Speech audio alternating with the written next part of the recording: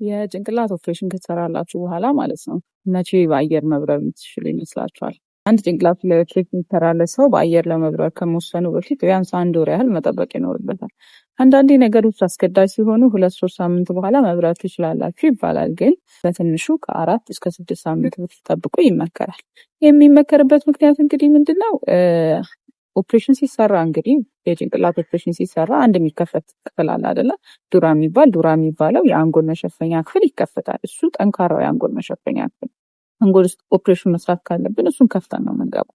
ታዲያ እሱን ከፍተን ስንገባ አየር መግባቱ አይቀርም ወደ ውስጥ፣ ምክንያቱም ዘግተነው ስለምንወጣ አየር መግባቱ አይቀርም እና ይሄ አየር በጊዜ ሂደት አሁን በነገርኳችሁ ታይም ላይን መሰረት ማለት ነው በጊዜ ሂደት በራሱ ሪዞርቭ እያደረገ የሚጠፋ ነገር ነው። እሱ ሳይጠፋ ግን አየር ላይ የምትወጡ ከሆነ ልክ አየር ላይ ከፍ ስትሉ ካቢን ውስጥ ያለው ፕሬሸር ሎ ፕሬሸር ነው የሚሆነው ማለት ነው።